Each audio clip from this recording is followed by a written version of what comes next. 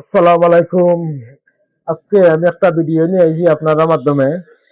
আমরা ব্যাটারি চালিত যে গাড়িগুলো চালাই, ধরো মিশুক হোক, টমটম হোক, ইজি বাইক যে গাড়িগুলো আছে, এই গাড়িগুলো হঠাৎ করে নষ্ট হওয়ার পরে গাড়িগুলো বর্তমানে অন্য গাড়িতে ছাড়াইবার আগে আমরা আগে বোঝা লাগবো একটা জিনিস, আমরা গাড়িটা যে নষ্ট হইলো, নষ্ট হওয়ার লগে লগে আমরা গাড়িটা হঠাৎ করে জাম হইলো কি না, এই বিষয়টা নিয়ে আমি একটা ভিডিও লিয়ে আইছি। যেমন এই যে আমি একটা কন্ট্রোলার, একদম নতুন কন্ট্রোলার, বয়স হয়েছে অনেক দিন হয়েছে, যে লাইনে লাইনে হয়েছে দেখেন, অনেক দিন হয়েছে কন্ট্রোলারটা হইলে আমরা এই কন্ট্রোলারটা হঠাৎ করে নষ্ট হয়ে যাওয়ার কারণে মুসপেটের সমস্যা হয়েছে। মুসপেটের সমস্যা হইলে আপনার গাড়িটা জাম হয়ে যাব। জাম হওয়ার পরে যদি আপনারা অন্য গাড়িতে টানাইলে এটা বর্তমানে আপনার যদি যায় এক লাইন, তাহলে যাইব 2 লাইন 3 লাইন। হ্যাঁ, যদি হেভি চাপ থাকে তাহলে একটা যে কোনো একটা গ্যারেজের খান্দা কাছে নিতে নিতে কন্ট্রোলারটার অবস্থা আরো খারাপ হইব। তাহলে আপনারা এই যে দেখেন, ওইটা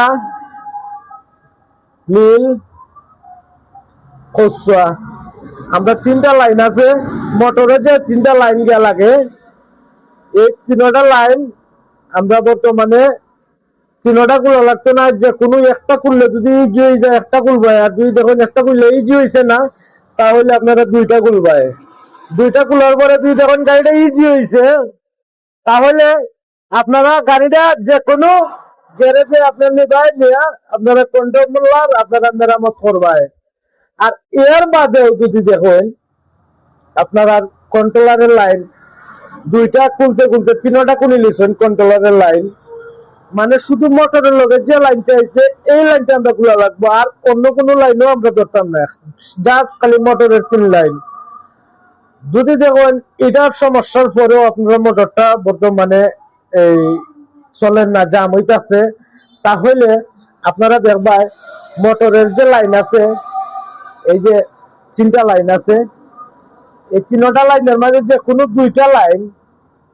দুইটা লাইন আপনারা গরম হইয়া উনাইয়া পেঁচ লাগিতেছে, গরম হইয়া উনাইয়া পেঁচ লাগিতেছে। তাহলে আমরা এই পেঁচটা যদি ভাঙ্গা দেই, তাহলে আমরা যে জাম আছে এই জামটা ছুটে যাব, আমরা সমস্যাটা সমাধান হইব।